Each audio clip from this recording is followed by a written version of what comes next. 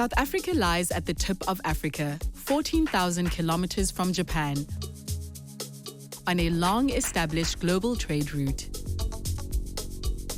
The country has 3 times the size but half the population of Japan. The median age of the South African population is 28 years. 2/3 of South Africa's 60 million people live in urban areas. The 3 main cities are Johannesburg, with nearly 10 million people, Cape Town, with almost 5 million people, and Durban, with over 3 million people. South Africa's GDP per capita is around $6,000. The country has grown from a mineral exporter to one where the biggest economic sectors are financial services, manufacturing, and agriculture. Although very few Japanese people live in South Africa, according to Google search data, Japanese food is already the 6th most popular cuisine in South Africa.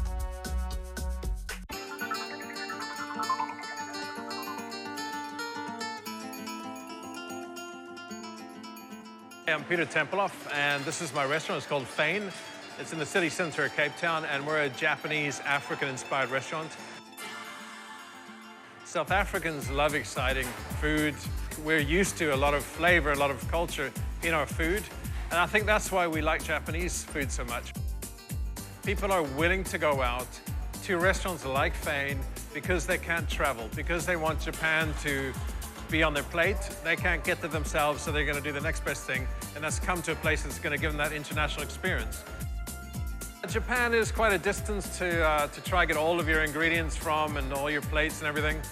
But before we opened, it was in mid-2019, I took a trip to Japan. We bought plates and I bought like equipment and chopsticks and you name it, everything I could get my hands on that I knew that we couldn't get in South Africa. I put it on a ship, sent it over here. We got it probably the week before we opened, so it just came in time. But there are guys nowadays that are bringing it in, like Buta from Waza, and I actually work with them to bring stuff in bulk.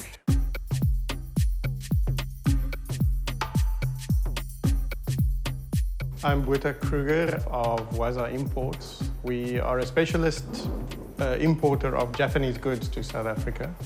We already supply a range of specialist shops, gift shops, food shops, and other retailers in Cape Town with a few ranges. A big idea of what we do here and what the business is built around is to showcase Japanese skill, Japanese technique, craftsmanship. We do focus on things with a long shelf life if it's food related. I can see definitely how the market has grown in appreciation of Japanese quality knives in the last 5 years, and many people are searching for that very particular product. Gardening tools are always popular. And then DIY, other related things, woodworking tools, or just Japanese traditional style pocket knife. A lot of the people that walk in here as customers have been following us for some time, through social media in particular. Then there's a segment of our customers who have been to Japan or have lived in Japan for a while. And maybe there's a third component as well of, I would say, architects, designers, interior design people, chefs who like Japanese aesthetics, like Japanese design, and they come in here sometimes with very custom requests. Cape Town has a number of popular Japanese restaurants offering casual and affordable meals. Some local restaurants provide an immersive experience of Japanese food based on their menu and their setting. My name's Chrissy Simchishin. I'm the head chef at Ching Ching House. We do Japanese street food, izakaya style food, so we do ramen and dumplings and rice bowls. We've got the people who know Japanese food and want to come get the Japanese food that they know. And then we also get a lot of people who don't really, all they know about Japanese food is sushi, so then they want to come try new Japanese dishes that they haven't tried before. Some of our ramens and dumplings, they want to come try something new. When we opened, Japanese food was quite new, our style of Japanese food was quite new in Cape Town, and over the last 4 years since we opened Tori, it's definitely grown quite a bit, and there's much more interest in Japanese food and Japanese sweets and sake as well. 2 years ago, I was in Japan with the rugby, and I really experienced Japanese food in Japanese restaurants. I feel like I'm in Japan. We've also got some great Japanese desserts with mochi and dango and the Japanese cheesecake.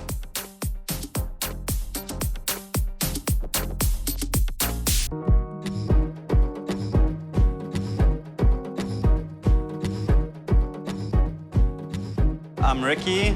This is Three Wise Monkeys. We a ramen bar based in Sea Point, Cape Town. Ramen itself is one of these things that has a cult following worldwide. People call themselves ramen heads. Super popular. Funny enough, it's popular in winter and summer. Like I said, you get people who are just addicted to ramen. So it doesn't matter if it's 40 degrees outside, they still come in and having ramen. Pokeball is actually interesting. It's a Japanese-influenced dish from Hawaii. Also super popular, fresh salmon, tuna, all the good things, bed of sushi rice. The sushi donut, also not a very traditional thing, more of an Instagram kind of dish. But yeah, we get people who come to places like this to enjoy those Instagram moments and get people talking, and something not everyone's seen before. Our biggest issue is we don't have as much variety within a certain product. So for example, miso paste. I would love to have a choice of 8 different varieties of miso paste to pick from, but we're limited to 2. I'm a big fan of whiskey. That's also why we've got such a range. The quality of Japanese whiskey is also it's phenomenal. It's got a great reputation. It's competing with, you know, the best of Irish and Scottish whiskey that you have. Obviously, we have to go through you know, Asian supply stores here, and we try to convince them to bring in as many things as we can. In Johannesburg, a local retailer sells food products from several Asian countries. My name's Danny. I'm General Manager of Market Kokoro. We have in Rivonia, Fourways, and Pretoria, we got 3 stores. We're distributing to some of the spas, and now we're supplying to food catering companies. And we see it's growing, and we could be growing in South Africa. So our Japanese products are now ranges from snacks to your drink, sauce, seasonings, jellies, something fun to try.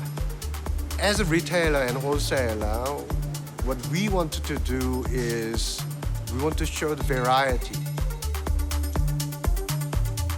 Our main customer base, about 5-6 years ago, 70-80% Asian people, 30% local people.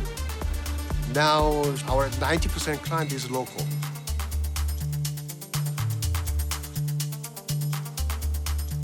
We see the taste of change in the local markets actually starting from the lockdown. People were staying home, there was nothing to do, so they started watching phones. Animation from Japan, drama series from Japan, movies from Japan. In the movies or animation, there's always somebody who's eating something. And people are curious, like, what does it taste like? Even South African YouTubers, they try different things, different flavor, different food, different dish, and they create their own. And it's actually started with the younger generations, but I think it's influencing the market as a whole. I'm Pino. I've been here for the past 4 years. When I started here 4 years ago, it was 98% Asian people.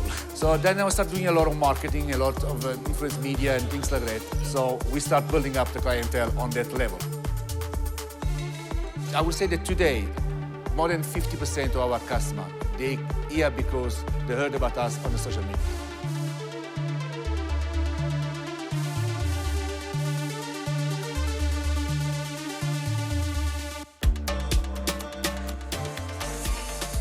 Another experienced South African buyer with a growing market in household goods is located in Cape Town. My name is Darren Morrisby. I'm the Managing Director for Satomano Japanese Homeware. We've been in operation for about 6 years now, and we supply ceramics to restaurants and to hotels, wine farms, and also to the home users. 90% of my clients are not Japanese restaurants. We've got restaurants that do tapas. You know, you've got Greek, you've got Mediterranean, some Italian. Now, we're focusing also on the home user.